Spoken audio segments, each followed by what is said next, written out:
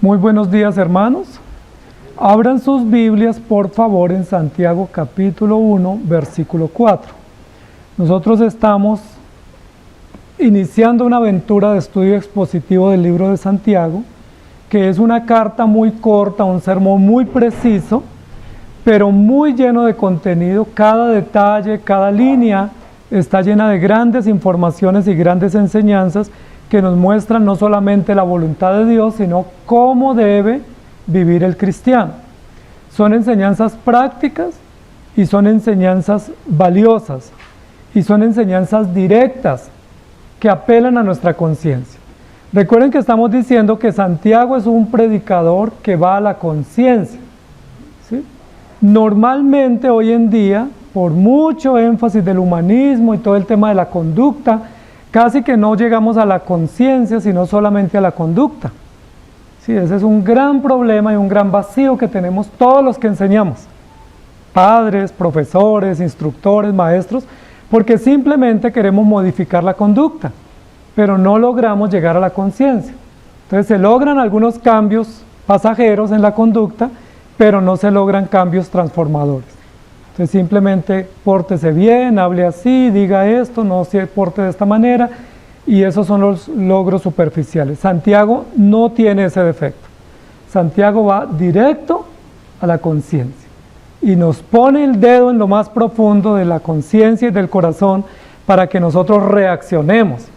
Y cuando nos hace estremecer, pues tenemos dos opciones: o rechazamos lo que nos dice, o lo aceptamos y nos rendimos a ese mensaje. Entonces Santiago capítulo 1 versículo 4 dice: mas tenga la paciencia su obra completa, para que seáis perfectos y cabales sin que os falte cosa alguna. Estáis perfectos y cabales sin que os falte cosa alguna. Santiago nos viene enseñando sobre el tema de la paciencia y vamos a seguir tomando ese tema basado en las pruebas que nosotros enfrentamos. Pero el eslogan del libro es: el Evangelio, un culto hecho vida, la gracia de Cristo nos llena de obras. Es decir, las obras sí son importantes, pero no nuestras obras, sino las que Dios dispuso para que andemos en ellas, y el Evangelio de Dios se debe mostrar o se debe hacer evidente a través de las acciones de gracia que Dios derrama en nuestros corazones. Hemos dicho que Santiago introdujo su carta o puso el tema en la mesa desde la primera línea. Y la primera línea del libro comienza diciendo que Él es siervo de Jesucristo. Y eso ya nos choca a nosotros, porque a nosotros nos gustaría que Él nos dijera que nosotros somos como príncipes, o que somos como estrellas en un escenario, o que tenemos criados a nuestro servicio y cortesanos sirviéndonos. Pero dice que somos siervos, es decir, estamos en posición de servicio. Eso ya es chocante. El segundo tema que introduce Santiago en el segundo texto es: estén gozosos en diversas pruebas. Ese es otro tema chocante, porque a quién le gusta que le digan que va a tener pruebas, tribulaciones, dificultades, aflicciones. Eso no nos gusta, de entrada nos molesta, nos choca.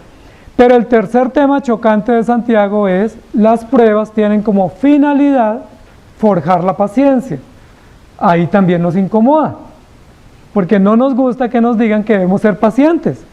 Vivimos en una sociedad profundamente impaciente, una sociedad que quiere todo inmediato, todo rápido, todo a la mano, y uno ni siquiera espera unos segundos. Sí, ustedes abren una aplicación y si unos segundos está tardando, uno dice: esto ya no sirve. Sí, tardó mucho. O pasamos por el lugar donde queremos comprar algo y si hay 2 o 3 personas haciendo turno adelante, decimos: no, yo no espero. No tengo el tiempo, no tengo la paciencia, no quiero tener que hacer una fila y esperar, y eso nos incomoda mucho. Cuando vamos al médico quisiéramos llegar y casi estar entrando y que nos llamen a la consulta, pero si nos toca esperar, esos 10 minutos son eternos y pensamos que es mucha pérdida de tiempo. Y así nos pasa a todos, eso no es solo a los niños, a todos nos pasa. Somos profundamente impacientes. Yo estoy hablando por mí. No sé ustedes si son pacientes, pero Santiago está diciendo: Dios tiene como finalidad forjar paciencia en nosotros.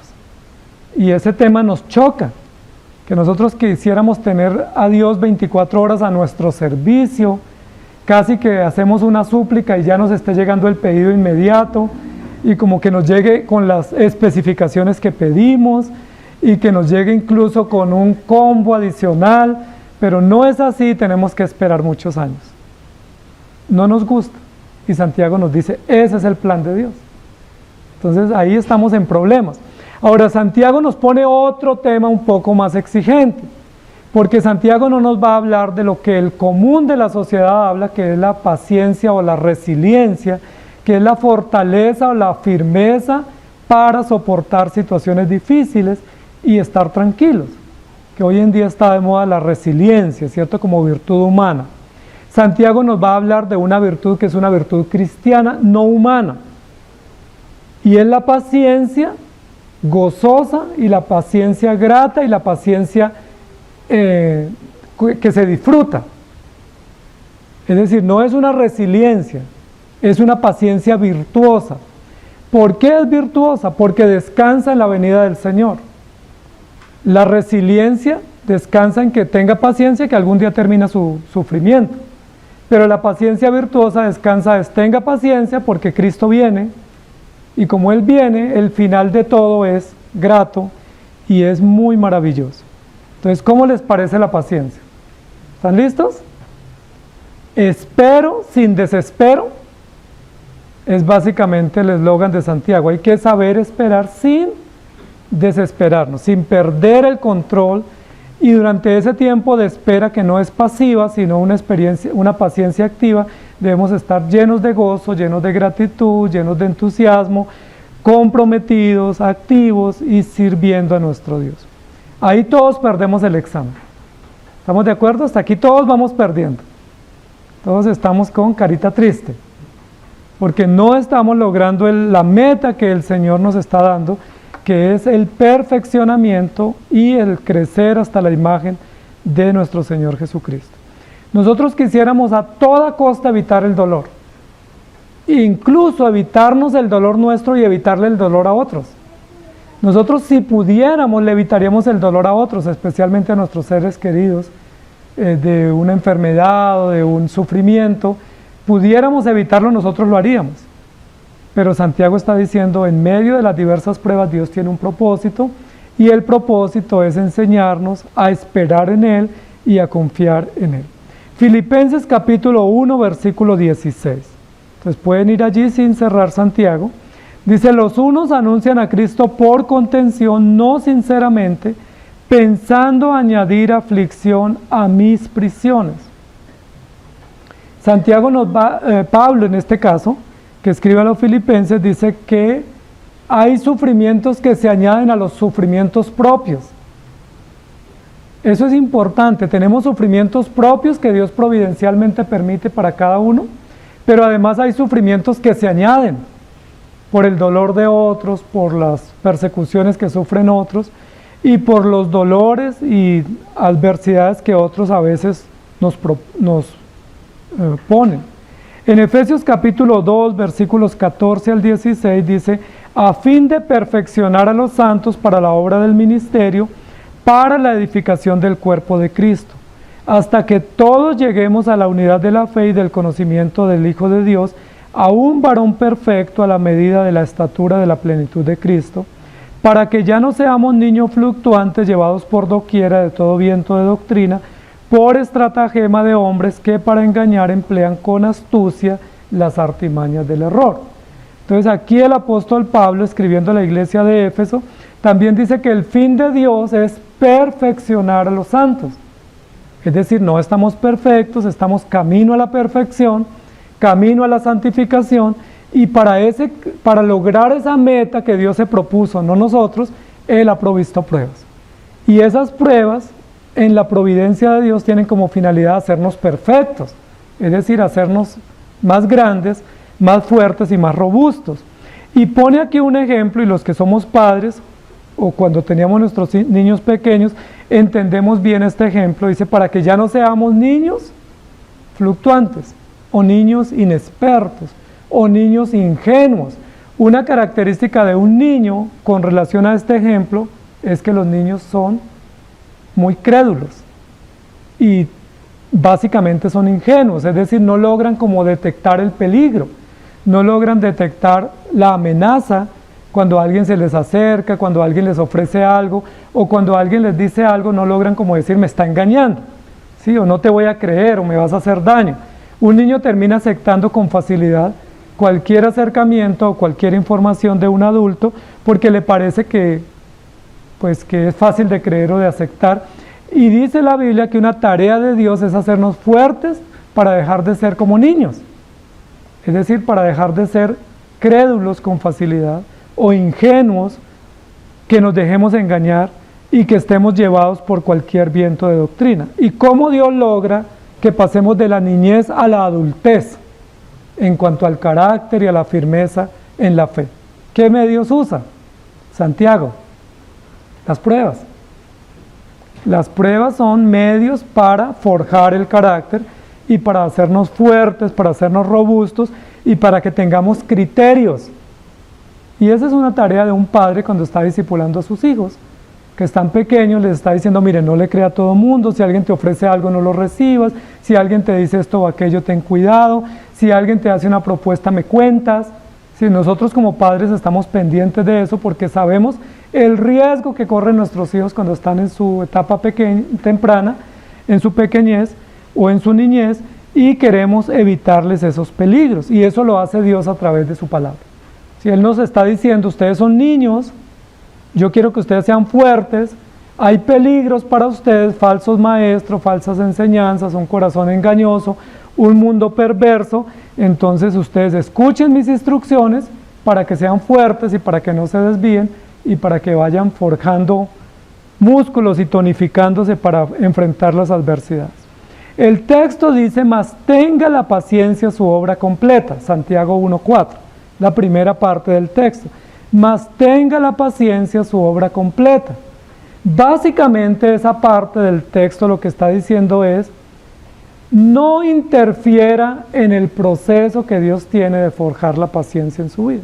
Es decir, no meta la mano usted intentando esquivar o evadir o ayudar para que la meta se logre más rápido.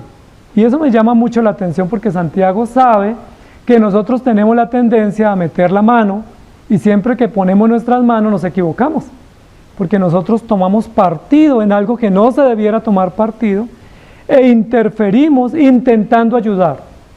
¿Sí? Somos excelentes para querer ayudar donde no nos piden ayuda y donde se requiere nuestra diligencia, escurrimos el bulto. ¿Sí? Somos expertos en eso, ¿cierto? Cuando a uno no le piden ayuda, uno está presto, ¿en qué ayudo? Pero cuando le dicen haga esto, entonces no lo hacemos. Y Santiago nos está diciendo que así somos. Por eso dice, cuando Dios esté trabajando en ti, déjalo que trabaje. Es básicamente, ¿cierto? Dios está forjando carácter, está haciendo una obra en ti, no metas tu mano, no opines, deja que Dios haga su obra porque Dios es perfecto. ¿Cierto que interferimos casi siempre? Viene a mi mente Abraham. Dios le dice a Abraham, te voy a dar un hijo y una descendencia numerosa.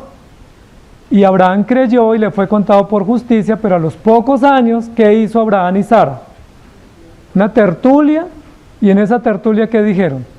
Se está demorando la promesa, hemos esperado mucho, posiblemente no va a llegar la respuesta. ¿Qué le parece si? Le dice Sara, y Abraham, ¿qué dice? Pues, está bien, ¿no? Tomémoslo en cuenta, esa puede ser una buena salida, esa puede ser una alternativa, es probable que es a través de esa sugerencia de mi esposa que Dios nos va a dar respuesta. Y tomaron acción en esa sugerencia alterna que surgió en el camino y vino la respuesta, pero ¿qué les dijo Dios? ¿Recuerdan? No era a través del hijo de Agar que se iba a cumplir la promesa, sino a través del hijo de Sara. Pero ya había un hijo de por medio. Metieron la mano, procuraron ayudar, intentaron resolver el tema de la espera un poco más rápida y trajeron más dolor y consecuencias para ellos, para su familia y para el pueblo. ¿Recuerdan? Sufrió Agar, sufrió Ismael, sufrió Sara, sufrió Abraham, sufrió Isaac y todo el pueblo. E incluso hay consecuencias todavía en el Medio y Lejano Oriente, de esa mala decisión que Abraham tomó. ¿Qué fue lo que hizo Abraham? Abraham creyó, Sara creyó, pero dijeron, la espera está muy larga, es muy difícil esperar tanto, se están pasando todas las condiciones previas naturales para el cumplimiento, ¿por qué no metemos nuestra mano y ayudamos? ¿Recuerdan lo que sucedió con el arca cuando la estaban transportando, llevándola del territorio filisteo a Belén? Que Dios les había dicho, nadie vaya a tocar el arca y si se cae, que se caiga, pero no intenten sostenerla e intentar evitar que se caiga. Y dice la Biblia que algunos vieron que estaba tambaleando el arca y se iba a caer, quisieron retenerla y recuerdan qué sucedió. Murieron en el instante porque intentaron ayudar a Dios. Hay otro ejemplo y es el ejemplo de Jacob. Jacob, Dios le había dado promesa incluso desde antes de nacer. Desde antes de nacer Dios había dicho que el mayor serviría al menor y que Dios tenía un plan con Jacob especial, así le plació a Dios. Sin embargo, cuando Jacob nació, comenzó a pelear y a contender con su hermano como diciendo, yo tengo una promesa, yo tengo que tener la preeminencia. Le robó la primogenitura, después ¿qué hizo? ¿Recuerdan? Le robó la bendición, engañó a su padre, intentando ayudar, ¿sí? Como diciendo, es que ese lugar me pertenece, intentando meter su mano, interfiriendo en el plan de Dios. Luego fue e intentó enriquecerse usando estrategias y muchos otros medios, incluso se enfrentó a un ángel. ¿Recuerdan? Jacob siempre ayudando, qué dispuesto, ¿cierto? Qué hombre tan dispuesto para servir y para ayudar, pero muchas de esas ayudas le trajeron gran dolor a él y a su pueblo, porque él lo estaba haciendo en sus fuerzas y no tenía la paciencia, la fortaleza y el entendimiento de que debía esperar, mas tenga la paciencia, su obra completa. Y me llama la atención que solo hasta Génesis 35, Jacob construye el primer altar para Dios diciendo, ahora sí, aprendo a confiar y esperar en el Señor. Pero ya Jacob estaba grande, ya tenía 12 hijos, estaba enorme, ya habían pasado muchas experiencias en su vida, había estado huyendo por más de 20 años de su hermano, había engañado a su papá y no logró verlo morir, salió huyendo y no logró despedirse de su madre cuando murió, 20 años sin ver a su hermano por haber obrado mal. Todas las consecuencias fueron desastrosas para Jacob, aunque tenía promesa. ¿Qué debía haber hecho Jacob? Esperar que Dios guiara providentemente todos sus hechos y no interferir en algo que le iba a traer dolor y consecuencias. En el capítulo 35 dice la Biblia que Jacob hizo el primer altar para Dios y dijo, ahora sí, estoy en las manos de Dios. Un poco tarde, ¿cierto? Un poco tarde para aprender confianza y dependencia del Señor. La pregunta es, ¿no hacemos nosotros lo mismo? Que Dios nos da una promesa y nosotros queremos acelerar el proceso, queremos como saltarnos algunas etapas, queremos buscar algunos atajos y llegar rápido porque decimos, todo este año en prueba, no, yo quiero terminarla en enero. Entonces aceleramos los procesos y tenemos consecuencias. Hay el ejemplo de una persona que vio una oruga que estaba ya convirtiéndose en crisálida y quiso ayudarla. ¿Recuerdan los procesos de la metamorfosis del gusano a mariposa? Gusano, oruga, crisálida y mariposa. Y esta persona vio esta oruga que estaba ahí como intentando abrir el capullo y que no podía, y dijo, le voy a ayudar para que nazca rápido, y le ayudó. Y salió una hermosa mariposa de colores, y él estaba fascinado diciendo, mire qué hermosa mariposa ayudé a que naciera, con un pequeño defecto, y es que esa mariposa nunca voló, porque sus patas y sus alas no tenían fuerza, tenían color, estaba completa, pero no tenía fuerza. ¿Qué necesitaba esta mariposa o qué se evitó para que esa mariposa no pudiera volar? Le ayudaron para que saliera rápido, pero era necesario ese proceso de fuerza y de empujar y de intentar salir, porque ahí se fortalecían sus alas y sus patas. y aunque la mariposa nació, nunca voló. ¿Y quién quiere una mariposa que no vuele? La mariposa es hermosa cuando vuela y tiene fortaleza, pero para eso necesitaba asumir el proceso de metamorfosis. A veces nos pasa a nosotros. Cuando queremos ayudar, terminamos sin fuerzas o terminamos sin condiciones para poder afrontar los desafíos de la vida. Eso está sucediendo hoy con mucha de la nueva generación, que los padres estamos queriendo evitarle a nuestros hijos muchos procesos naturales de determinación, de fortaleza de carácter, de fortaleza de sus emociones, de asumir riesgos, de que ellos tomen decisiones, de que se caigan, se levanten, lloren. Hoy en día los padres no quieren permitir que sus hijos hagan eso, y entonces los hijos crecen muy hermosos, pero no tienen fortaleza, no tienen firmeza, son frágiles, por eso los llaman generación de cristal, que se quiebran fáciles, que se revientan fáciles porque no tienen carácter como en otras generaciones los hijos tuvieron. ¿Sí? Que los hijos a los 8 y 10 años habían asumido muchos riesgos, pero hoy en día no se asumen porque no quisiéramos que nuestros hijos sufran, pero les estamos causando un daño así como la mariposa. Eso es lo que está diciendo Santiago. Si no enfrentamos las providencias de Dios y si no las asumimos con todo el proceso que eso implica, sino que las evitamos o las evadimos o interferimos, ¿qué es lo que vamos a tener? Cristianos grandes pero inmaduros, cristianos viejos pero débiles o frágiles, o cristianos antiguos pero que no tienen la sabiduría y la fortaleza para enfrentar todos los retos que Dios pone en la vida. Y parece que eso era lo que estaba pasando con esta audiencia. Imagínense que esta audiencia eran judíos ortodoxos, que debieran entender la ley y los desafíos de la ley. Segundo, eran cristianos que habían nacido en la iglesia de Jerusalén en el avivamiento de Pentecostés.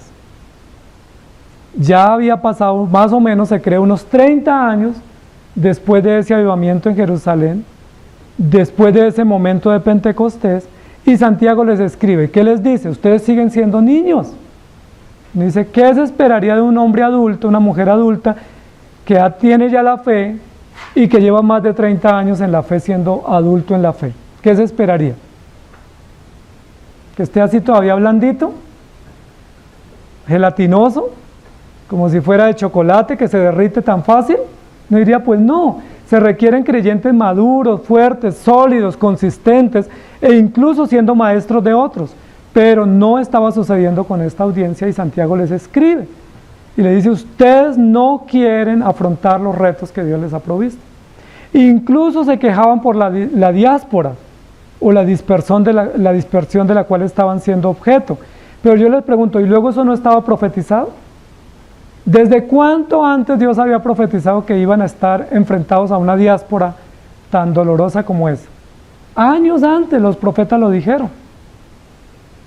Jesús lo dijo, los apóstoles lo dijeron, estaban advertidos, pero cuando vino el momento ellos dijeron, queremos que se acabe ya, queremos regresar a nuestra tierra, queremos tener paz y tranquilidad, siendo que esa dispersión era un medio para forjar el carácter y para que ellos anhelaran la venida del Señor.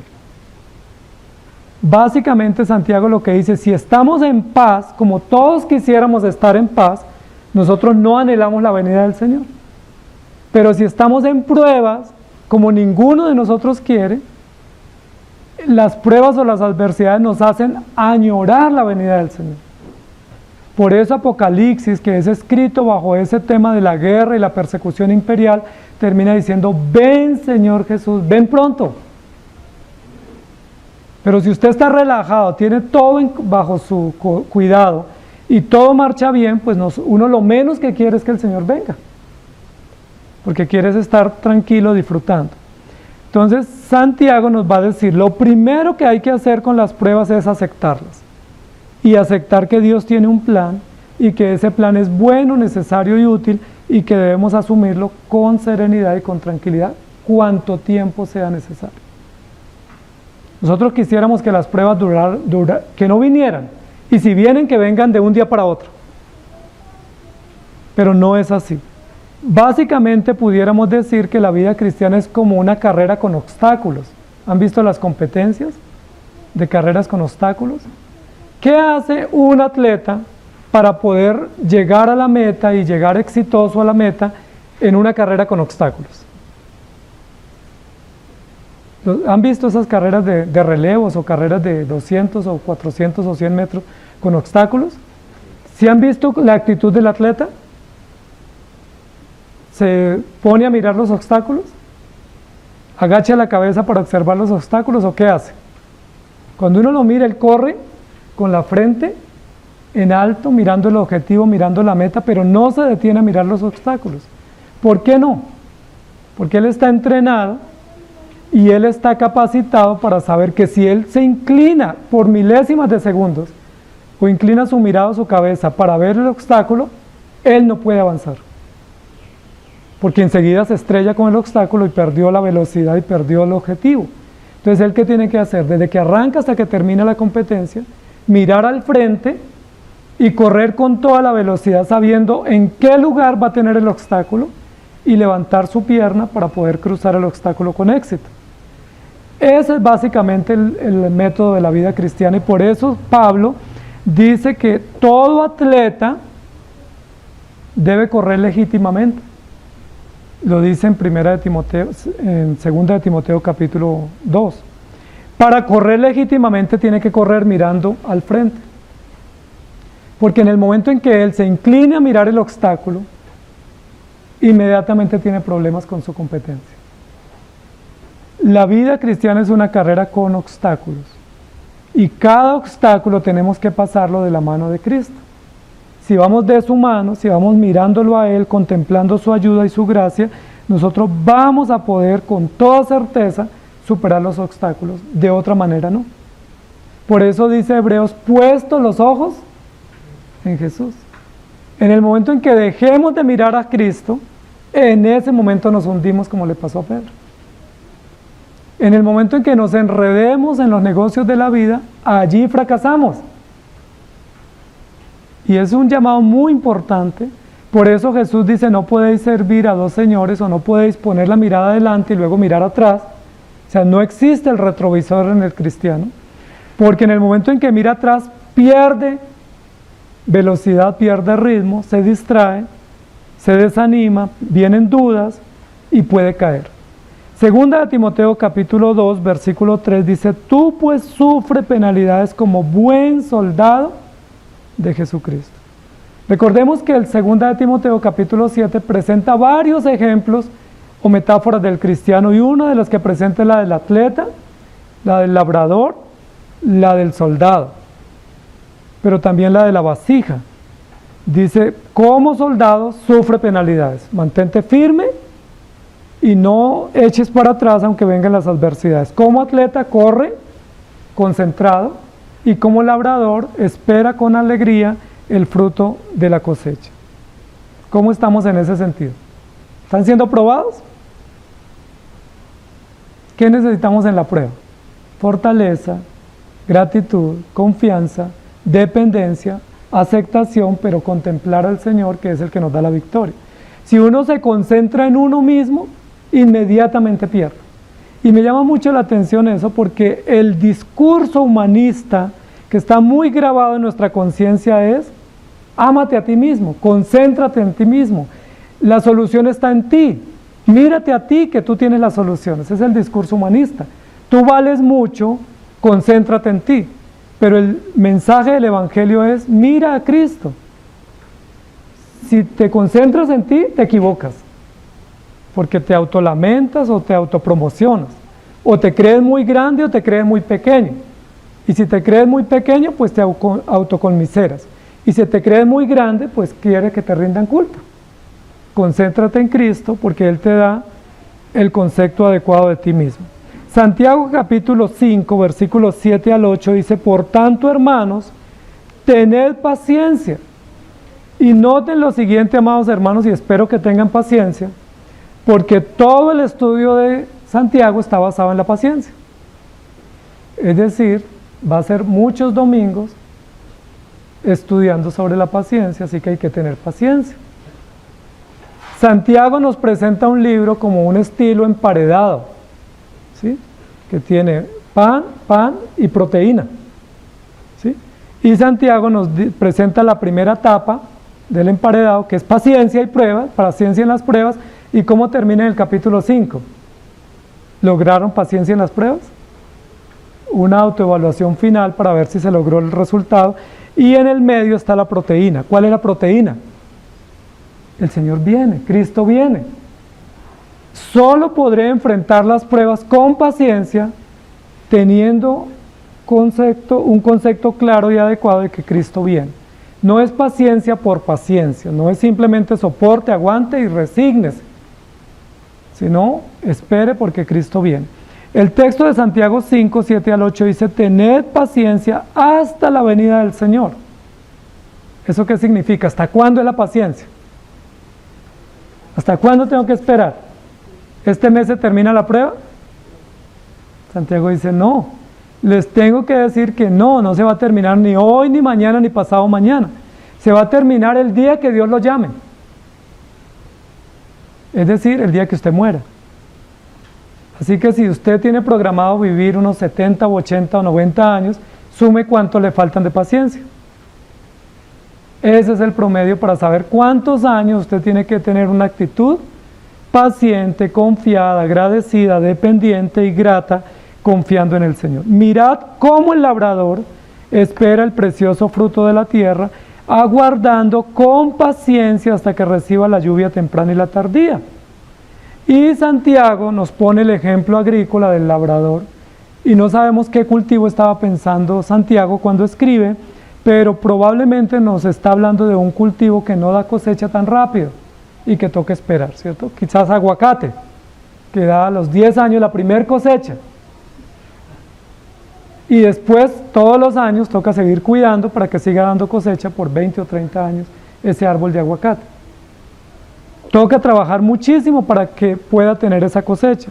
O coco, que toca cuidar la palma para que dé la primera cosecha a los 5 años y después seguirla cuidando para que siga dando cosecha todos los años. Amados hermanos, dice: miren el labrador que espera el fruto precioso de su tierra o de su cultivo con paciencia. Tened también vosotros paciencia y afirmad vuestros corazones, porque la venida del Señor se acerca. Siempre que recordemos el concepto de la paciencia virtuosa, es la paciencia en la venida del Señor. No es resiliencia, porque la resiliencia es aguante que algún día termina esto. La paciencia cristiana es espere porque el Señor viene por ti. Es totalmente distinto. Afirmen sus corazones con paciencia. Santiago, para animarnos, porque un buen predicador y un buen maestro también nos anima, para animarnos nos da 3 ejemplos de paciencia. Y nos los pone como ejemplos gloriosos y dice: miren ese ejemplo, quizás les sirva, para que les sirva de modelo real, histórico, de cómo otros enfrentaron la paciencia. El primer ejemplo que nos da Santiago, el ejemplo de nuestro Señor Jesucristo. ¿Saben dónde terminó la paciencia de Cristo? En la cruz. Un buen ejemplo. Tengan paciencia, quizás los lleven a la cruz. Tengan paciencia, probablemente terminen lapidados. Tengan paciencia. Con gozo enfrenten, porque si ese es el plan de Dios, pues somos bienaventurados de poder padecer por Cristo. Ese es un ejemplo maravilloso y singular. Recordemos que Santiago fue hermano de Jesucristo. Y Santiago no creyó en Cristo mientras Cristo estuvo vivo predicando el Evangelio. Se burló de él. ¿Cuándo creyó Santiago? Después de la resurrección. Después de que Cristo murió y resucitó, Santiago creyó en Cristo, y Santiago dice: ese es un buen ejemplo.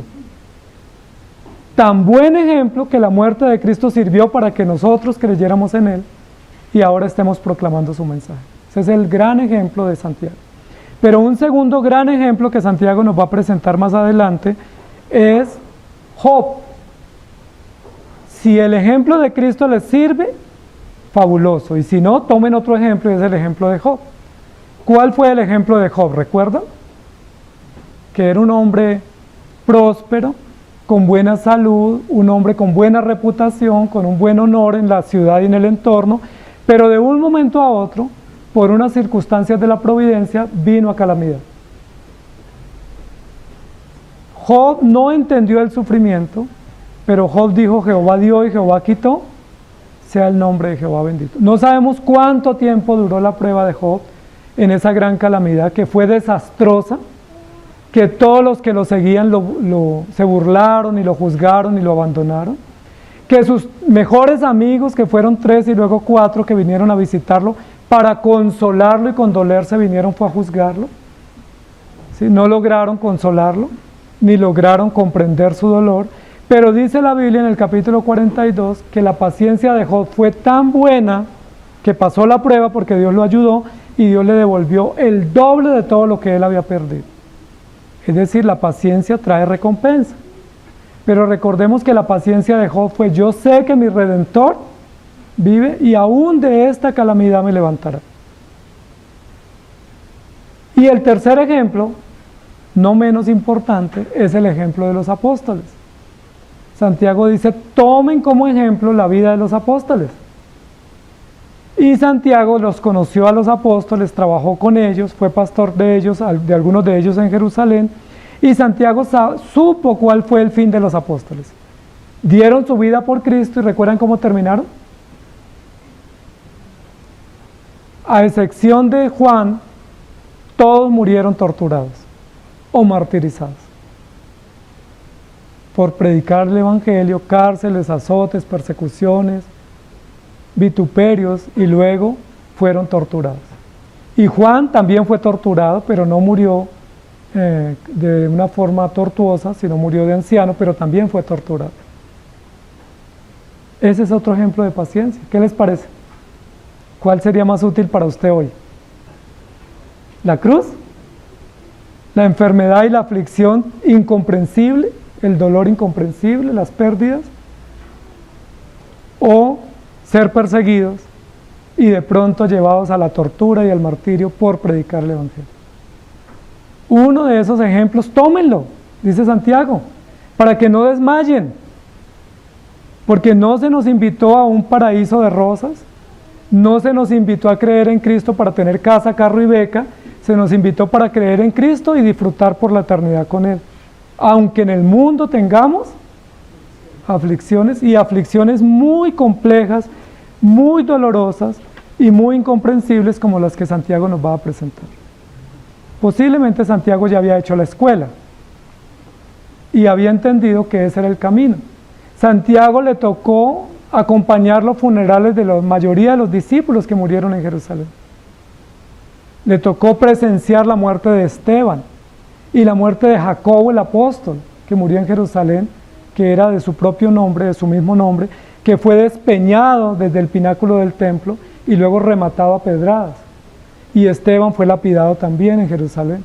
Y muchos otros de los discípulos que murieron en Jerusalén y en Antioquía, Jacobo estaba enterado y había presenciado sus muertes. Por eso dice: si no les gusta el ejemplo de Jesús, porque es muy terrible terminar clavado en una cruz, pues entonces el de Job. ¿O qué les parece el de los apóstoles?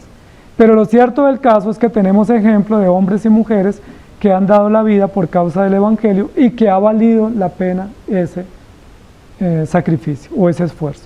Mateo capítulo 13, 39. El enemigo que la sembró es el diablo, la siega es el fin del siglo y los segadores son los ángeles. Y luego en Santiago 5, 11 dice: he aquí, tenemos por bienaventurados a los que sufren. Habéis oído de la paciencia de Job y habéis visto el fin del Señor, que el Señor es muy misericordioso y compasivo. Y uno dice: pero ¿dónde está la compasión de Dios en el caso de Job? Bueno, en permitirle un sufrimiento, en fortalecerlo en el sufrimiento, en darle victoria en el sufrimiento y en honrarlo después del sufrimiento. La compasión no está en evitarle el sufrimiento. Así como un padre no le debe evitar el sufrimiento a sus hijos, sino a veces exponerlos e inducirlos para que sean fuertes y tengan vigor y valor. De la misma manera Dios no dice: bueno, a mi hijo le va a doler, entonces pues mejor otro plan. Él más bien permite el sufrimiento porque Él sabe lo útil que es. Y dice Santiago que al final del día los que sufren son bienaventurados. No por el sufrimiento en sí, sino por el gran propósito que Dios forja. Santiago capítulo 2, versículo 14 y 17 dice: hermanos míos, ¿de qué aprovechará si alguno dice que tiene fe y no tiene obras? ¿Podrá la fe salvarle? Así también la fe, si no tiene obras, es muerta en sí misma. Santiago está poniendo un énfasis especial en las obras, pero no en las obras nuestras, sino en las obras de Dios. Y una de las obras de Dios son las pruebas. Y otra de las obras de Dios es la paciencia. Y otra de las obras de Dios es la fortaleza. Entonces, esas obras son las que el cristiano tiene que mostrar porque Dios las está forjando. En Job capítulo 23, versículo 12 al 14 dice: del mandamiento de mis labios nunca me separé. Guardé las palabras de su boca más que mi comida. Pero si Él determina una cosa, ¿quién la hará cambiar? Su alma deseó e hizo, Él pues acabará lo que ha determinado de mí, y muchas cosas como estas hay en Él. Job está haciendo una autoevaluación de su vida, y en esa autoevaluación pública está diciendo: yo no me he apartado de Dios, yo he guardado los mandamientos de Dios, yo he sido íntegro delante de Dios, pero Dios dispuso esto, ¿qué puedo hacer? Es importante ese análisis de Job, porque muchas veces nosotros pensamos que todas las pruebas son a causa del pecado, y es una razón por la cual Dios envía pruebas, pero no siempre es a causa del pecado, porque si fuese a causa del pecado, Jesucristo no debió haber sido probado. Es decir, no siempre las pruebas del cristiano son a causa o a raíz de un pecado. Job dice: Dios lo dispuso, ¿quién lo hará cambiar?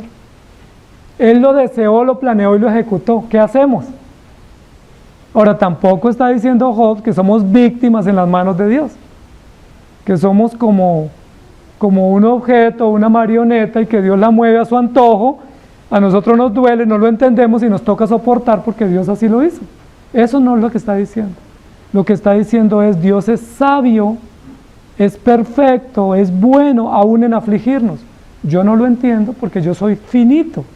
Y yo no lo entiendo porque para mí lo entendible sería no tener dolor y no tener sufrimiento. Eso sería para mí lo lógico. Pero si no hubiésemos tenido dolor en nuestro nacimiento y crecimiento, no tendríamos la fortaleza ni siquiera de caminar. ¿Por qué podemos caminar hoy? Porque nos entrenamos desde niños. ¿Por qué podemos hablar y no tenemos temor? Porque nos entrenaron desde niños. Porque alguien nos ayudó a correr, a caminar, a esforzarnos, a tomar acción para tener firmeza en nuestra vida, y de la misma manera en la fe cristiana.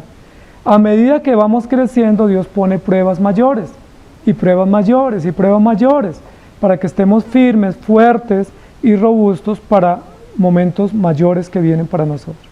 Miren lo que dice Génesis 3:15: y pondré enemistad entre ti y la mujer, y entre tu simiente y la simiente suya, ésta te herirá en la cabeza, y tú le herirás en el calcañar. La primera promesa relacionada con la venida del Mesías o con la venida de Cristo.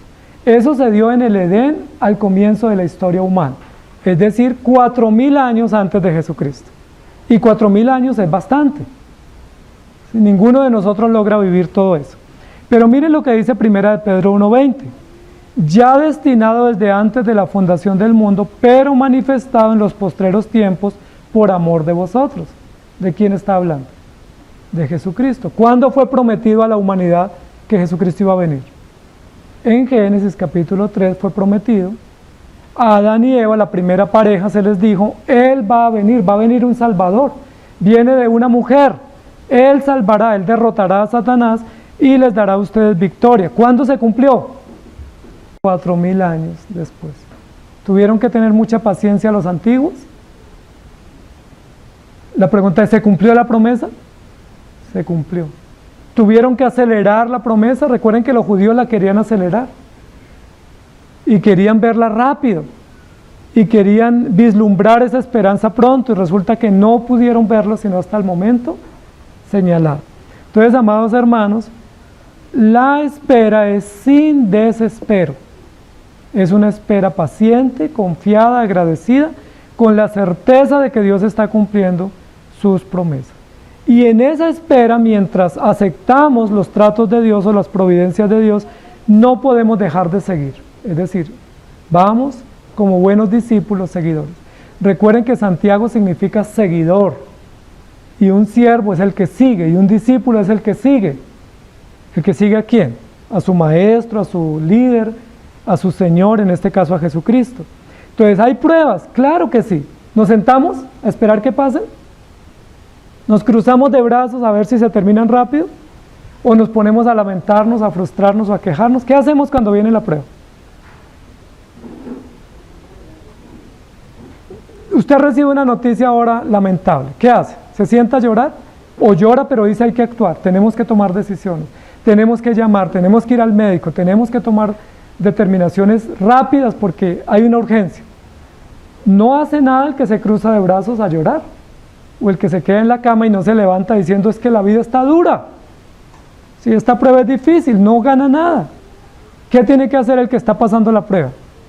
Actuar con sabiduría, levantarse, tomar acción y correr muchas veces y a veces en medio de su dolor y su aflicción decir, tengo que actuar. ¿Recuerdan lo que hizo Noemí cuando escuchó que en los campos de Moab había alimento? En Ruth capítulo 1 dice, se levantó para volver a su tierra porque oyó que en los campos de Moab había alimento. En los campos de Belén había alimento, que Dios había visitado a su pueblo para darles pan. ¿Qué hubiera pasado que Noemí hubiera dicho, bueno, pero está tan lejos, yo ya estoy vieja, estoy sola, ¿con qué cara yo vuelvo a mi tierra si mi marido ya murió, mis hijos ya murieron? Soy una mujer muy atribulada, yo mejor me quedo acá y de alguna cosa viviré. ¿Qué hubiera acontecido? Tenía razón, era una mujer mayor, era una mujer en sufrimiento, era una mujer que estaba viviendo en el extranjero, era una mujer sola. Ella hubiera tenido todas las excusas para quedarse en Moab. ¿Qué sentido tenía regresar a su tierra ya vieja, enferma, sola y sufrida? Pero ¿qué dice apenas escucha la noticia? Me levanto y me voy para mi tierra porque Dios visitó a su pueblo para darles pan. Ahora, ella no sabía que Ruth la iba a acompañar y que era el resultado providente del cuidado de Dios y de la prueba para ella. ¿Cuántos kilómetros tenía que caminar ella? Unos 150 o 200 kilómetros. Caminando, no había transporte, no había aviones. ¿Cómo tenía que irse esa mujer caminando? Cruzar un desierto, cruzar el río Jordán, tenía que llegar a su tierra. ¿Lo logró? Claro que sí, tomó acción, estaba siendo probada, pero la prueba no nos debe limitar para tomar acción con sabiduría. No es que como estoy en prueba, esto está muy duro, no sé qué hacer, me quedo sentado. Eso hace el necio. Pero el sabio dice, está difícil, pidamos a Dios sabiduría y manos a la obra. Cuando Dios le dijo a Abraham, ve y sacrifícame a tu hijo, a quien amas, ¿recuerdan qué hizo Abraham? El texto lo registra inmediatamente, dice, y Abraham madrugó. O sea, si esto va a doler, que duela todo lo que sea, pero vamos rápido a hacerlo. ¿Sí? No fue como, bueno, hagamos el duelo, quedémonos acá y esperemos que nos pase el sufrimiento y el sentimiento, procesemos el dolor y luego después obedecemos. La acción de Abraham fue, como esto me va a doler, entonces lo hago ya. ¿Sí? Y dice la Biblia, madrugó para ir a sacrificar a su hijo, y después de caminar 3 días, su hijo le dijo, bueno papá, ¿y dónde está el cordero? Sigue doliendo, ¿cierto? Y luego llegó allá, hizo el montón de piedra, y sigue doliendo. Ata a su hijo, lo pone sobre el altar de piedras, y levanta su mano para sacrificarlo. ¿Recuerdan? ¿Ustedes creen que a Abraham no le dolía eso? Que iba cantando Sublime Gracia y Cuán grande es Él y que iba campante contando historias a su hijo. Pues no, estaba siendo probado. Es una de las pruebas más exigentes que tuvo Abraham durante su vida. Y dice la Biblia que cuando levantó su mano, con la firme determinación de obedecer, Dios le dijo, no le hagas nada al muchacho. Y tenía provisto un cordero, un carnero para el sacrificio. Amados hermanos, la prueba no nos debe limitar para no hacer nada, que es lo que a veces pensamos, ¿cierto? Entonces, como yo estoy enfermito, no hago nada. No, uno enfermito le toca moverse también. Y uno cansadito le toca trabajar, y uno viejito le toca producir, ¿o no? Porque si uno no trabaja porque está joven y después no trabaja porque está mayor, pues nunca trabaja. O si uno primero porque está inexperto y después porque ya trabajó mucho, no, uno le toca trabajar. A veces uno no quiere, a veces uno está con desánimo, a veces uno tiene problemas, uno tiene que levantarse todos los días y ponerle el frente o el pecho a la situación y seguir adelante. Y ahí Dios va dando victoria y va dando respuesta. Eso es lo que Santiago nos está diciendo. Ustedes van a seguir dispersos.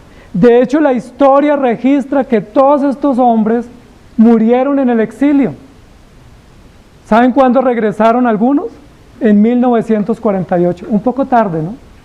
Para el deseo de estos receptores de la carta. Queremos que se acabe ya el exilio y volver a nuestra tierra. Y Dios dice, no, tengan paciencia, esperen que no va a venir el retorno, va a venir Cristo. Y vino Cristo por todos ellos y ninguno volvió a ver su tierra hasta 1948, algunos que regresaron. Entonces, posiblemente no podamos volver a nuestra tierra, posiblemente no se logren algunos de nuestros planes, pero ¿sabe qué sí va a lograr el cristiano? Ver la venida del Señor. Encontrarse con Cristo y disfrutar el fruto de la paciencia que es la venida del Señor. Dice el texto, tenga la paciencia su obra completa para que seáis perfectos y cabales sin que os falte cosa alguna. Es decir, si pasamos la prueba de la paciencia, si asumimos toda la escuela con todas sus pruebas y sus exámenes y todas sus providencias, vamos a estar equipados para el momento más glorioso del cristiano. Vamos a tener todas las herramientas, todas las virtudes, todo el equipamiento para el momento más glorioso que es la venida del Señor. Sería fatal que venga el Señor y nos falte algo. ¿Se acuerdan lo que le pasó a las vírgenes? Dice la Biblia que ellas miraron el aceite y dijeron, ¿cuántas horas será que tarda el maestro o el novio? No, pues si llegara a las 2 de la mañana, yo creo que nos alcanza el aceite. Quedémonos con esto, como muchas veces nos pasa, ¿cierto? Uno dice, yo creo que con esto me alcanza y uno no toma providencias. Y luego dice que tardó el esposo, se quedaron dormidas y luego cuando dijeron, ahí viene, ¿qué pasó con las lámparas? ¿Recuerdan? Estaban sin aceite. Les faltó algo. El texto dice, si Dios obra en nosotros y nos prepara en la escuela del sufrimiento, en la escuela de la prueba, en la facultad de la paciencia, cuando Él llame por nosotros estaremos perfectos, completos y cabales. No nos faltará nada, hemos superado todos los logros. Hemos logrado todos los objetivos porque Dios los ha desarrollado en nosotros y nos ha preparado para ese propósito final. Mateo 6:21 dice, porque donde esté vuestro tesoro, allí también estará vuestro corazón. Mención de lo que hemos dicho hoy. Lucas 21:19, con vuestra paciencia ganaréis vuestras almas. Ahora, no es que mi paciencia me dé salvación, sino que la espera en Cristo asegura y garantiza en quien hemos creído. Primera de Pedro 2:20, pues qué gloria es si pecando sois abofeteados y lo soportáis, mas si haciendo lo bueno sufrís y lo soportáis, esto ciertamente es aprobado delante de Dios.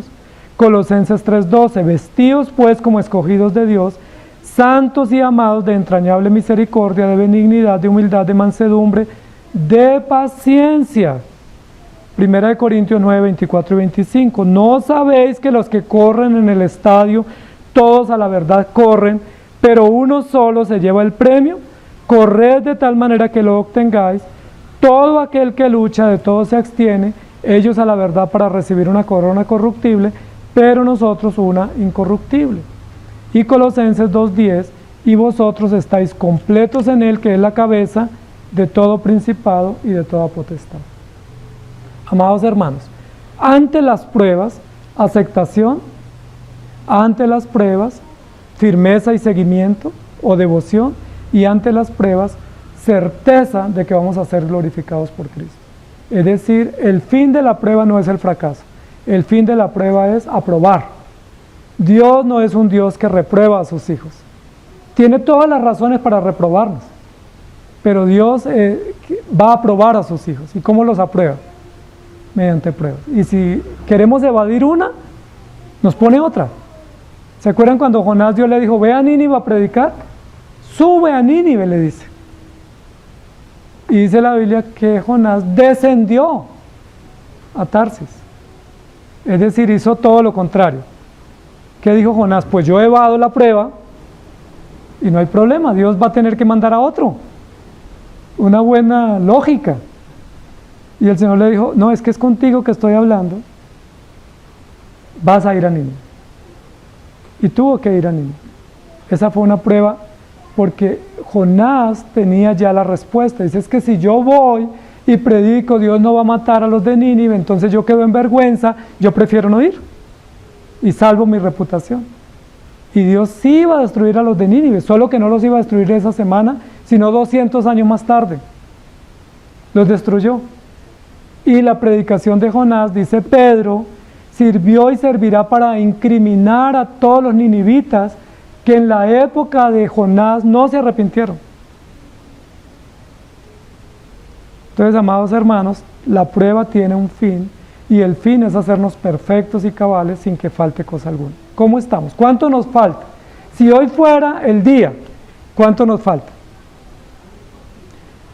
A algunos les falta poco, a otros nos falta mucho. Ahora, a los que les falta poco, posiblemente Dios les mande una pequeña pruebita para el resto de sus días.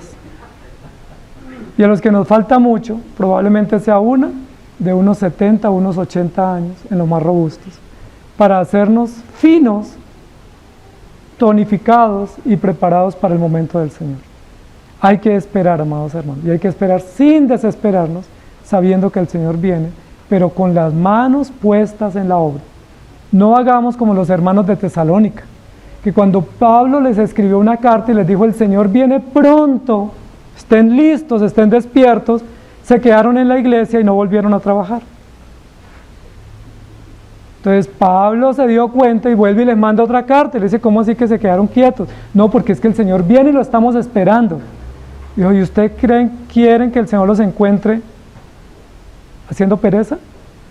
No, al Señor se le espera con diligencia, con las manos en la obra, trabajando, con el overol puesto, con las botas puestas, que el Señor cuando venga nos encuentre diligentes y no pasivos, porque el pasivo es necio, que no ha entendido, pero el que está diligente es el que está realmente esperando al Señor. Oremos. Señor, te damos gracias por tu palabra, porque aunque tu palabra es chocante a nuestros oídos y a nuestra expectativa, pues tu palabra es tan sabia y tan perfecta que nos prepara, nos entrena y nos capacita para el momento glorioso que es la venida tuya por nosotros. Ayúdanos, Señor, ayúdanos a no chocarnos con tu palabra, sino a chocarnos con nosotros mismos. No es tu palabra la chocante, ni tú el chocante con tus mandamientos, sino nosotros, los que somos chocantes a ti, queriendo hacer nuestra propia voluntad, queriendo interferir en tus planes, queriendo evadirlos, queriendo escurrirnos, cuando son planes sabios, perfectos y necesarios para nuestra vida. Sea la enfermedad, sea la adversidad, sea cualquier tipo de sufrimiento doloroso que tú permitas, danos paciencia, danos gratitud, danos gozo, danos firmezas, haznos diligentes para poder esperarte con diligencia y en acción. Ayúdanos, Señor, porque solemos tomar la actitud contraria, o llenarnos de quejas, o llenarnos de frustración, o hacer lo que hizo Jonás, reclamarte a ti, cuando lo que tú has determinado no lo podemos cambiar y es necesario para nosotros. Ayúdanos, Señor, y te agradecemos porque todos los que estamos aquí, hijos tuyos, estamos siendo probados y las pruebas son tan difíciles y cada vez suben como de tono y suben como de temperatura y quisiéramos no tenerlas, pero sabemos que son necesarias. Nos alegra saber que vamos contigo, que tú nos llevas de la mano y que eres tú el que nos das triunfos tras triunfos por tu infinita gracia y bondad. Nosotros vamos de tumbo en tumbo, pero tú nos llevas de triunfo en triunfo porque eres tú quien peleas por nosotros y eres tú quien nos das gozo, gratitud y victoria en todas las tribulaciones. Gracias porque nos vas a hacer perfectos a la imagen de tu Hijo perfecto, no por nosotros, sino por tu obra aplicada a nuestro favor. Gracias te damos, Señor. En Cristo Jesús. Amén. Que el Señor les bendiga, queridos hermanos.